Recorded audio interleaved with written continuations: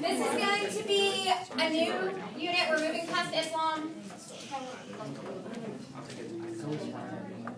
You're right, 7 to 8. I can take it my third today.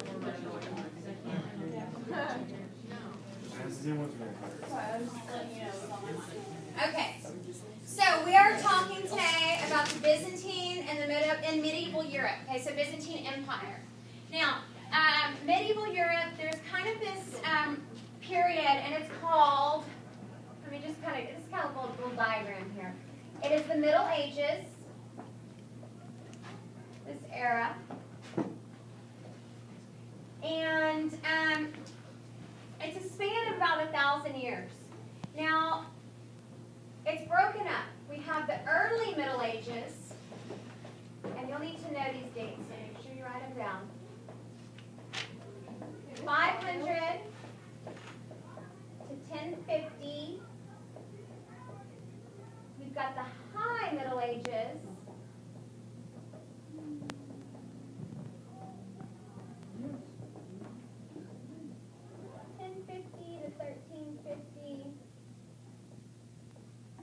And then we have the Late Middle Ages.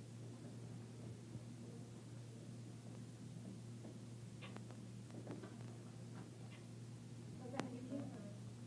1350 to 1500. So these are the three distinct divisions within the Middle Ages because it's such a long period.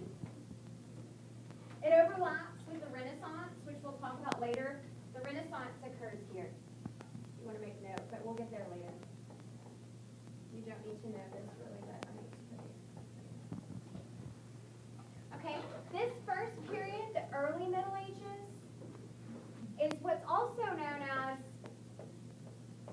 the Dark Ages. Does anybody know why we would call it the Dark Ages? The plague.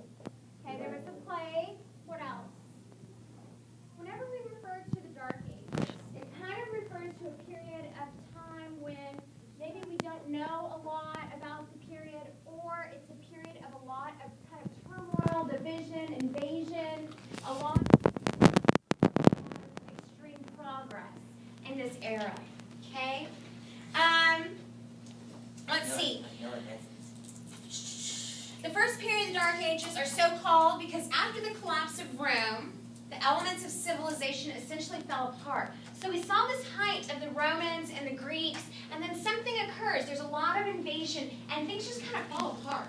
Okay? The structures that the Romans had established, their bureaucracy, the maintenance systems, their military, the Pax Romana, everything just kind of went away. It was all gone.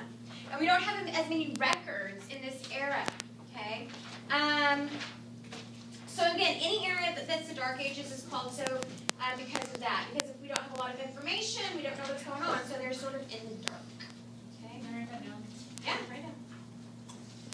All right, so let me talk. Let's get started with a little bit of background. Okay? Huh? For the test, do you need to know on Yes. everything? Byzantine will be on there. The test is going to be over Islam, Byzantine, medieval, and then the Americas. What you're doing your power notes on right now, like the Latin America regions. What's it called? How does it all fit together? Just the same time? This is what we call post-classical era.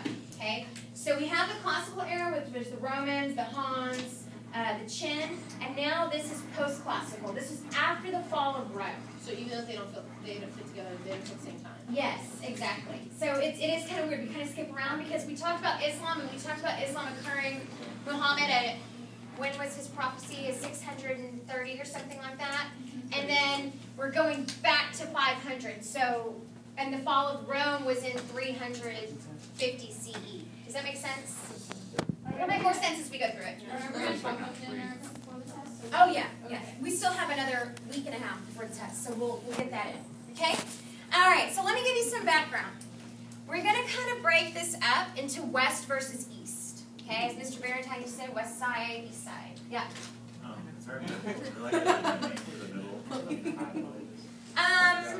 There may be, and I just don't know it yet. So, sorry. Okay, so a little bit of background here. The Roman Empire has fallen. Okay, so here we are. So we've seen all of this beautiful things occur in the Roman Empire. It is now fallen. Okay? And what we're seeing are lots of attacks by German invaders.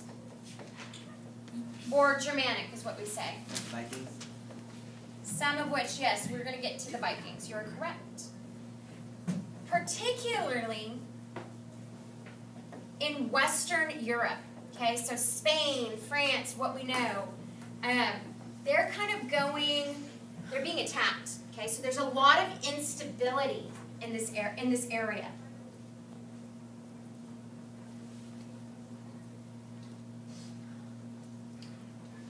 Are those like the Crusaders or whatever? Yes, yes, we're getting to yes. Yes.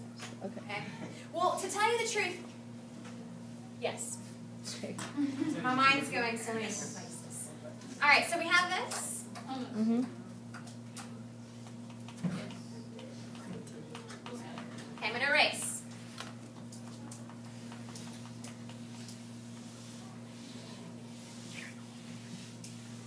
All right. So we have this west versus east, and I'm going to primarily focus on the east right now. Okay? Now, Western Europe, we're seeing lots of Germanic invaders.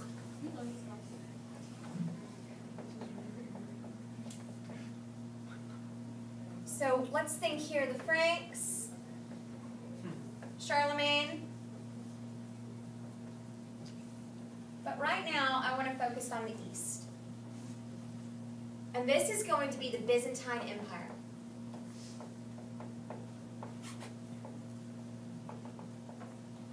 What is the apple Franks?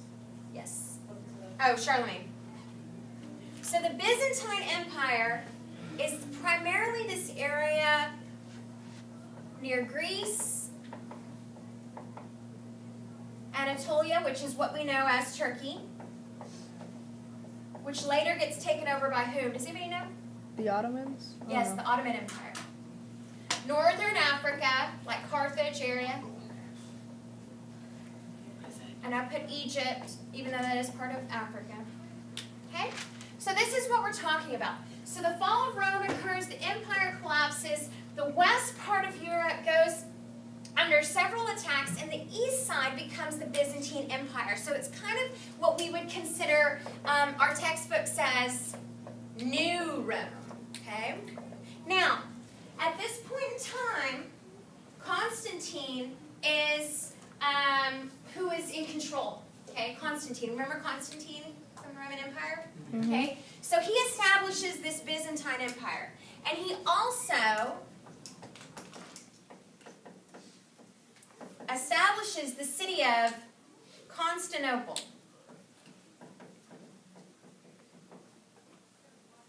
Okay, Constantinople. He designated this as the new capital. And this is a very metropolitan city. Very metropolitan. Okay? Now remember, Constantine was our very first Christian leader. We hadn't had a Christian leader before. Okay? And he was a convert. He converted to Christianity. Okay? Because he had this revelation that he had been so successful due to his belief in Christianity. He switches over, he converts, and he becomes a Christian. So let's make note of that. He becomes Christian. Okay?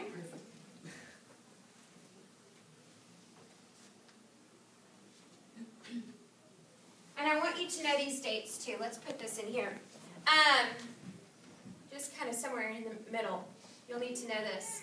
The Roman Empire officially collapses in 395. Okay, so this is important.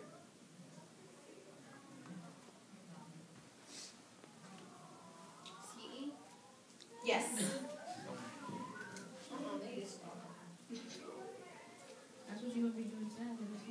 So after the collapse, the western part remains, or the eastern part is very strong. The western part is going through a lot of stuff. They don't know what's going on over there. We kind of go a little backwards.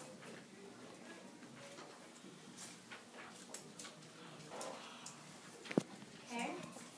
Now, a key term that you need to know about Constantine is he comes up with this idea, and it's Caesaropapism. Okay?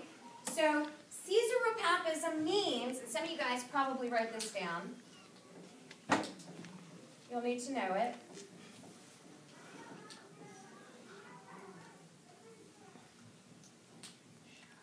He essentially became the divine ruler for ruling. He considers himself divine, like so many of our great leaders here. But Caesaropapism, how do we say that? Somebody say Caesaropapism? Caesaropapism? Okay, I'll go with that. Means that not only was he the ruler, he also was involved in, the word is ecclesiastical. Do you guys know what that means? In relation, what? You saw it? You saw it? She was like, what does that mean? It means he was involved in the church, a ruler of the church, okay? You can put, I'm going to put the ecclesiastical, but it really means the church. And this was the first time we really saw somebody, not only he claims himself like Caesar, like the leader, but also like the Pope. He's involved in the church, okay? So, and he is their absolute ruler. So it's kind of like Paul? Yeah. But he's claiming not only leader of the church, but leader of the whole empire. Okay? Am I in the way still? Yes. You keep moving so much. Start writing on that board. I should, right? I thought about it earlier so I could like write on that board and then put maps up on this and I could click. But it was just a lot. It's too complicated. It's too complicated. When you have to move these tables out, thank you. Christian would be like, Should have a board everywhere. You wouldn't have anything to meet up against. Okay. So, at some point, Constantine dies. Okay? It's not really relevant. And then we have a new ruler who comes in. Okay? Bless you. Can I erase? Oh. All right, now, this is Justinian. Okay? Does that go as it used to? Yes, it does. Justinian. And really, it's Justinian and Theodora, which is his wife. But we'll pretty much focus on Justinian. Now, Justinian and Theodora, they had met, and interestingly enough, they came from very different backgrounds. He was a peasant, okay? Peasant farmer, peasant family. Now, Theodora, interestingly, they were considered kind of this power couple, the Brangelina of 527. Okay? And this is actually when they ruled 527 to 565. Now, Theodora, interestingly, she was the daughter of a bear keeper in the circus and a striptease artist. Yes, it's an art form. Okay? So, peasant farmer, daughter of bear keeper. it's a stripper. That's interesting. I just strip clubs back in the day. He was sometimes referred to by the people She got hurt by coins. as the sleepless emperor because he was working so hard for the people. Okay? And what you need to know about Justinian is he was known for two things. He left his mark, the first one being, and you need to know this, Hagia Sophia. That was on the quiz. Okay? Oh, yeah. Hagia Sophia Got that right. translates to holy wisdom, and it is a church, a Christian church, and it is one of the most significant pieces of Christian architecture. Okay, so that's why it's significant. But to describe it, it was this domed structure, and it was later taken over and turned into a mosque. by the Ottoman Empire. Okay? So, later it was turned into mosque. Was it also like turned into a synagogue?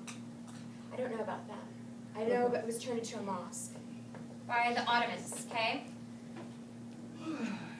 Ottomans were under Islamic rule. This should be an O. Okay? So this is the first thing he's known for, is building this Christian church, Hagia Sophia. Okay? There's pictures of it. It's a dome structure. And then the second thing that Justinian did, and this one's very important. What does that say? Mosque by Ottomans. Is it OD or ATA? OTT. OTT. Justinian's Code, okay, is what he's known for. Now, what he did, this is also translates, or it's known as, running out of room here. Face. I'm going to write it in, I guess it's Latin here, Corpus Juris Civilis. Probably sounds better when somebody That's Greek. Greek says it. Corpus Iuris Civilis, which means body of civil law. Can you spell that? Can you spell say a word? Yeah, one second.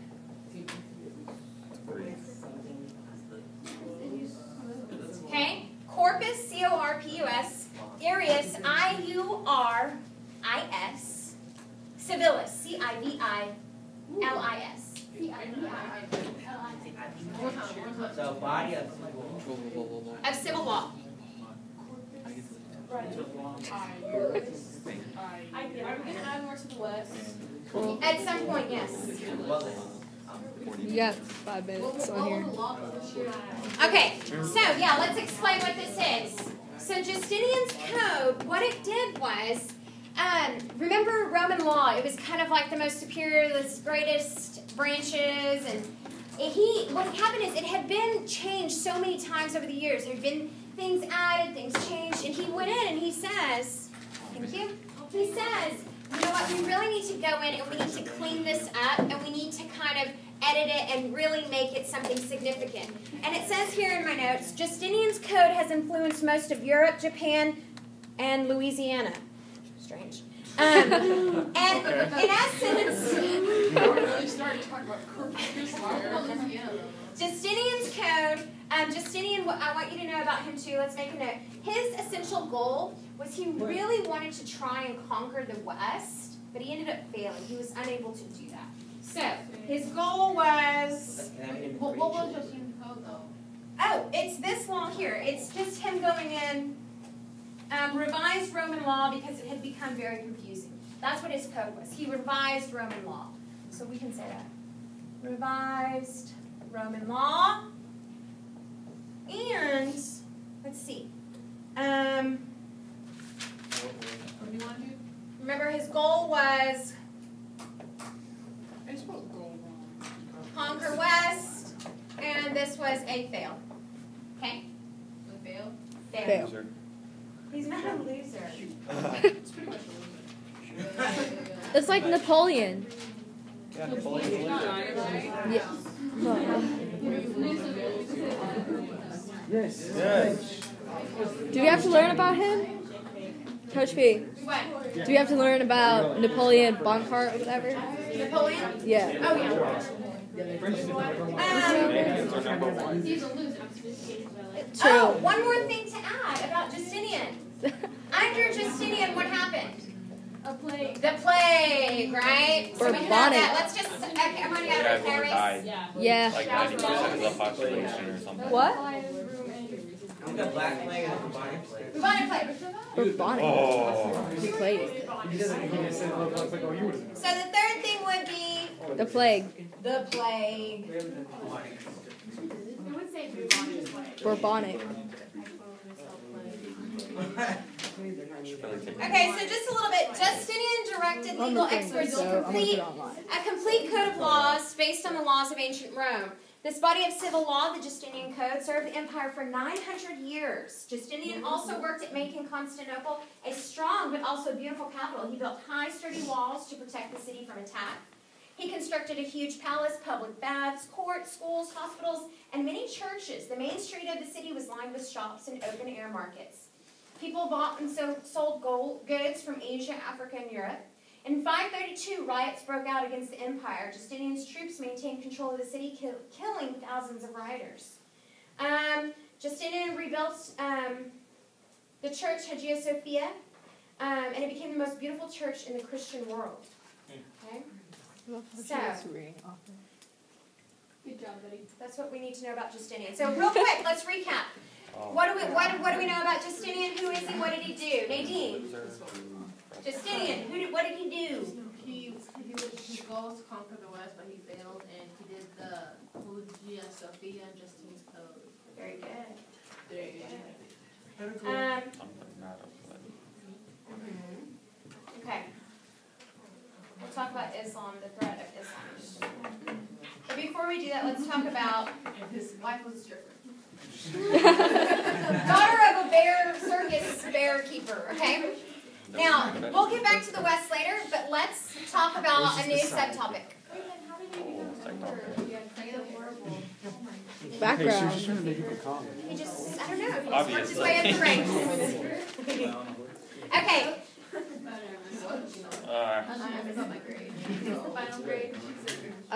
Do you want me like do a different section for this thing, or like just one whole? New section.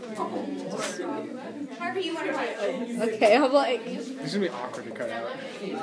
New section, okay. Just leave it. I'm not gonna delete it because that takes just too much time. So I'm like. You wasted already 20-something minutes. Yeah, like I'll like put. It says like part 1, part 2. You're gonna edit out that last part. Oh, we're gonna keep it going. We're gonna... So, let's talk about the economy and society of medieval Europe. Wake up over there, wake up, Imani. I am. No, new section. We'll get back to the West later. Okay. Alright, so the economy and society of medieval trade, and I'll try and get through this quickly. It's not that much. 2 pages. Okay. Interesting. Okay, so the first thing that we see here, we have the peasantry. You okay? Like, go ahead. I can't left and right. Stop. The peasantry was very important. This is what strengthened the Byzantine Empire.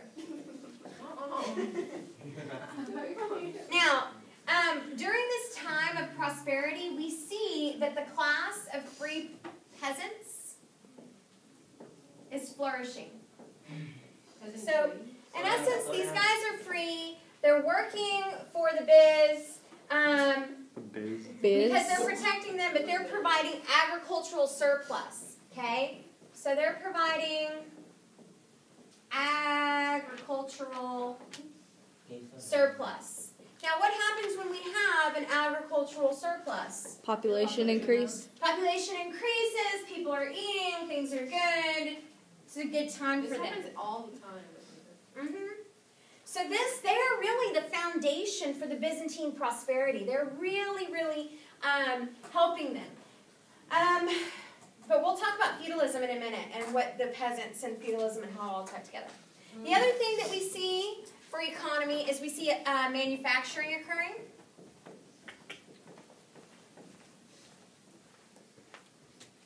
And we see lots of silk textiles.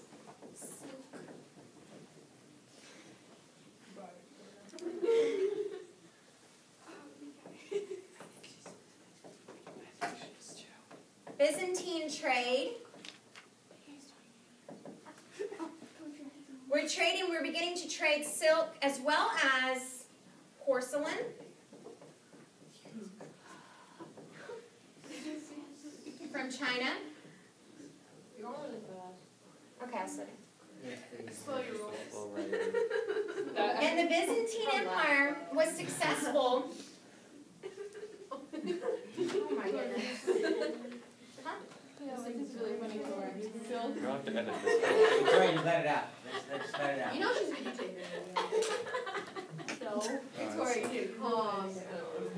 You know, some people don't want to be recorded. I'm not recording y'all. I'm recording her. I don't You're care. gonna have to edit all these And sound Coach bites T is out. like just like walking around. So I'm like, oh god.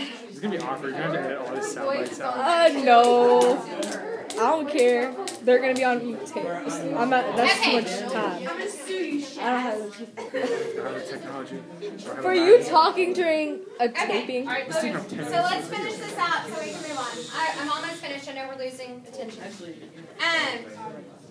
So silk and porcelain start coming from China. We begin to control trade, and what we do and how we do this is by levying duties or taxes.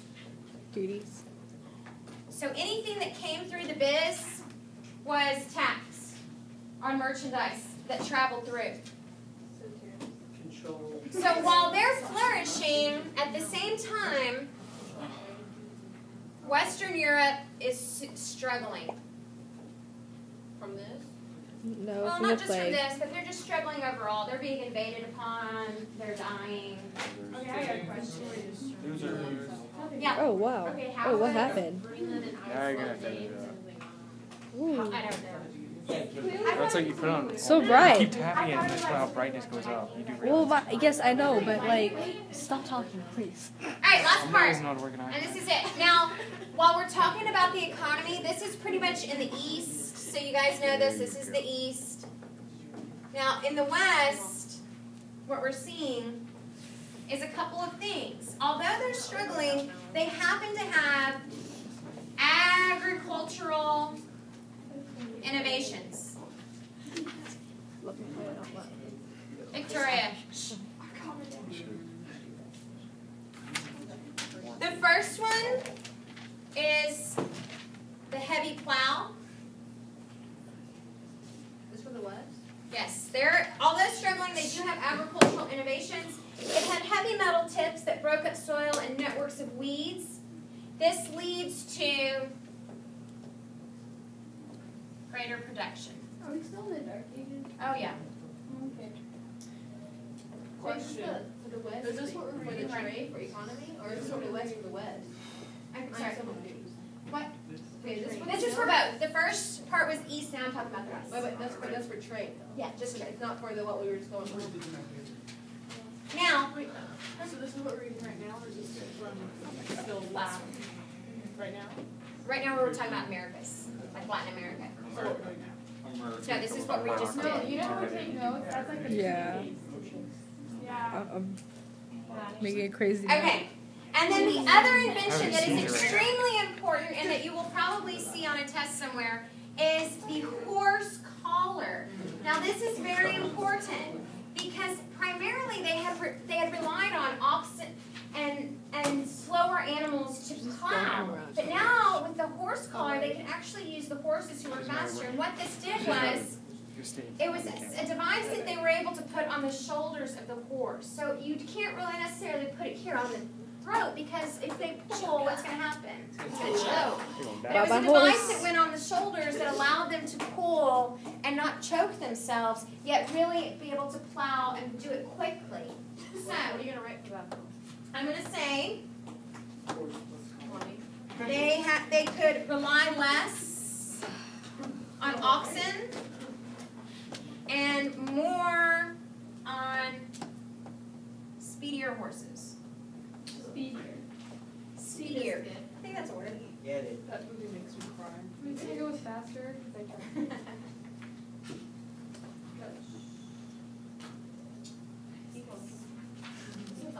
We should put in stories. Yeah. I'm gonna tell her, like, she needs to stop moving around so much. Just give me the thing of my hands are hurting now. Okay. Don't just leave it on the Are we done with the West? You done? All right. This is all we're going to stop for today because Stop. we're already Your fingers in the behind screen, because of you the can't fire go. drill.